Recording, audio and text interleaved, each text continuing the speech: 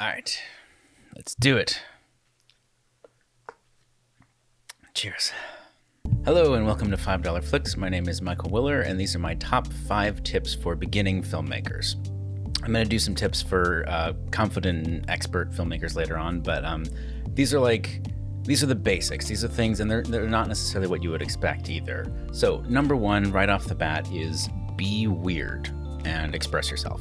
It took me a long time to figure this one out, but basically, the more true to your own weird self, the more interesting and authentic your stories are going to be. That's not to say that it's a bad thing to aspire to something that has mass appeal. I don't think that's a bad thing. But when you're starting out, it's so important to develop your voice and to develop the stuff that is going to make you unique. Because you are unique. Nobody else has your life experience exactly. And learning how to express that weirdness and bring it out, that's what's going to make you the best filmmaker you can possibly be. Trying to mask those weird things about yourself and be like everybody else and be mainstream, if it's not authentic, is just going to result in some really subpar storytelling. And trust me, I have absolutely done that myself, and it's something I learned the hard way. I lost a lot of money doing that wrong. So please embrace what makes you weird. And I don't mean go out and tell wacky stories if that's not what's in your heart. I just mean don't cover up the things about yourself that you feel like you have to cover up, because those are the interesting parts. Those are the parts that other people are going to want to really dive into and explore with you, because you're the only one who can speak authentically about them. Editing for work. Ooh, Christmas time. Number 2, work with friends and build a positive environment for your movie. When you're starting out, it's so important to help give yourself confidence and the freedom to express yourself. Some people don't have a problem with this, but a lot of times you're starting out and you have a lot of self-confidence issues, or you're not able to make those weird leaps that you would otherwise make because you think that people are judging you. And so to that end, make sure that you work around people that you know and care about, that you're friends with, or at the very least that you trust. Maybe they came recommended by somebody else. Casting your friends in your movies, I'm a huge fan of this early on. Again, when you're starting out and you're still learning and you're still getting the ropes and the feel for everything, you need an environment where you can experiment, and nobody's going to want to experiment if they feel like they're being judged. So at all costs, avoid an environment where, for instance, I've done this before, I bring people into a project that I really respect and admire, and I like their work, but at the same time, that also means that I start feeling very self-conscious, and if the right balance of chemistry isn't there on set and during development and post and whatever, I start making decisions based on what I think they're gonna like, as opposed to what I know that I want. And I've sacrificed a lot of really cool projects because I wasn't able to follow that piece of advice. That's not, again, this is for beginners, that's not always going to be the case, but I think generally making sure that you are building an environment where you feel supported is absolutely vital. And by the way, that also applies to the other people that you're working with too. Giving them an environment where they feel like everybody's on the same page and everybody's supporting each other will help them take risks and do things that are going to make your movie even more interesting. Jingle bells, jingle bells. So number 3, this one is a little dangerous, but basically have tunnel vision. Don't let anything stop you from making the movie that you want to make. I've done this before where, you have something that you want to make, but you slowly get distracted by other things, or you have 3 movies that you're working on simultaneously and none of them really get done because my attention kept getting pulled different places. Maybe that's just a quirk for me, but I feel like a lot of artistic people have that similar, somewhat ADHD personality. In my case, I actually have ADHD, and it helps to just get tunnel vision on one thing. And that's not necessarily the healthiest trait to have in life generally, but if you want to get your movie made, if you want to get it fucking made, you have to have tunnel vision, at least to start out, so that you can hone those instincts and really refine everything.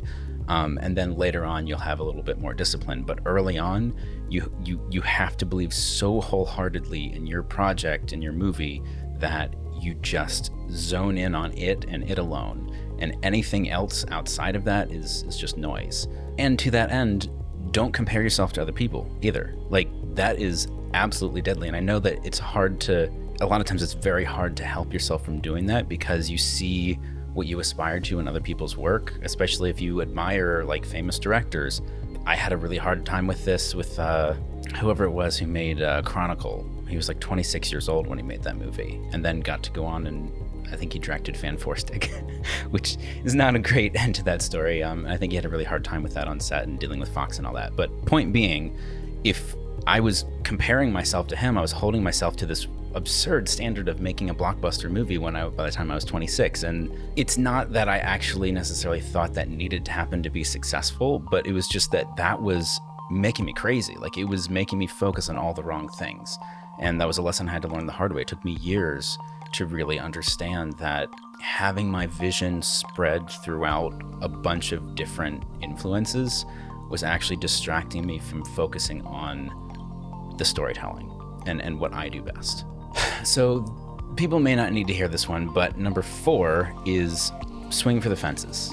Like, fuck it, take risks, apologize later, like, do whatever it is you need to do to get it made, and go big or go home. Like, a lot of times when you're asking people to work on your projects, especially at an early level, when you're a beginner, you're asking them to work for free, or they're your friend and they're doing you a favor. People are usually investing in your project because of you. It's not even necessarily because of your story you're telling. Sometimes it is, and it's great when that's the case, but usually it's just because they believe in you and they want to help you. So to that end, if you want to inspire people, make it exciting, like make it kind of crazy and wild. And like, why set a scene between, a couple that's breaking up in, their living room when you could set that scene on top of a mountain, to reference an earlier video. If you go up there and you take on that kind of crazy, like, yes, but it would be so much better if we could do it that way, and you feed your own excitement and share it with other people, it will inspire them to step up and give you their best.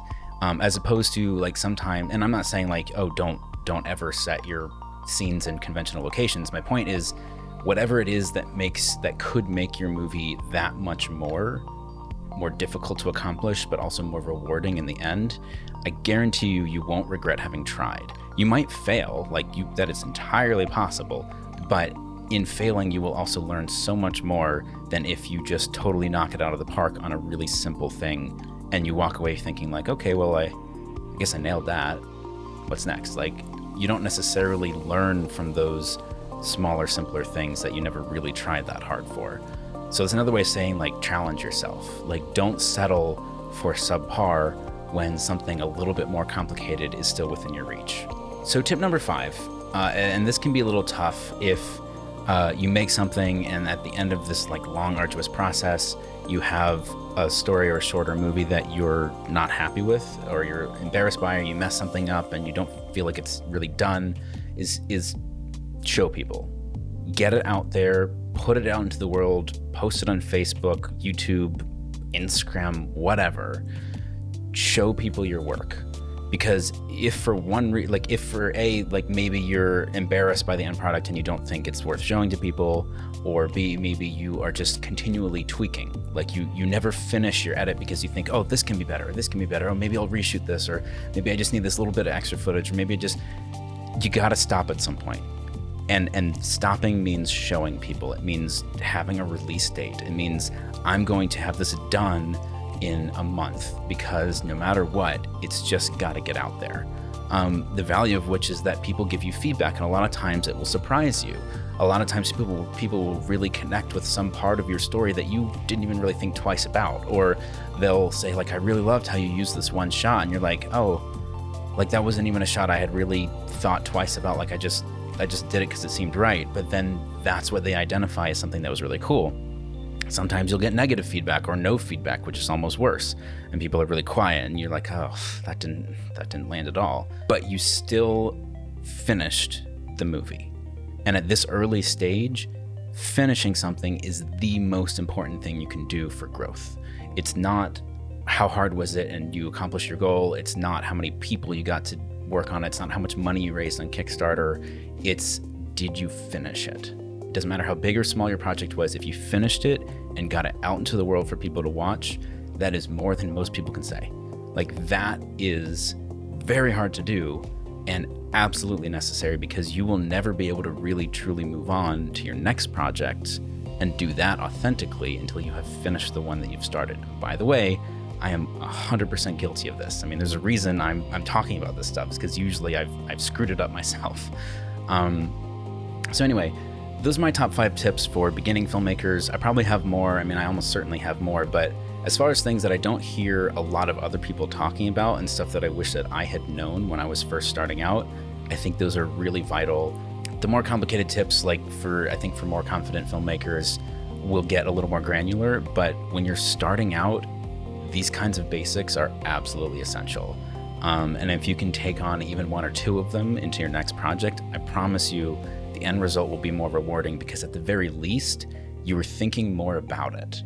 Like, there's nothing wrong with acting on pure instinct and then walking away saying, well, that was fun. There's nothing wrong with that. Like, people learn that way too. But the more that you start to position yourself to succeed, the more that you start thinking about how to take actual action, the more that you're able to then do it.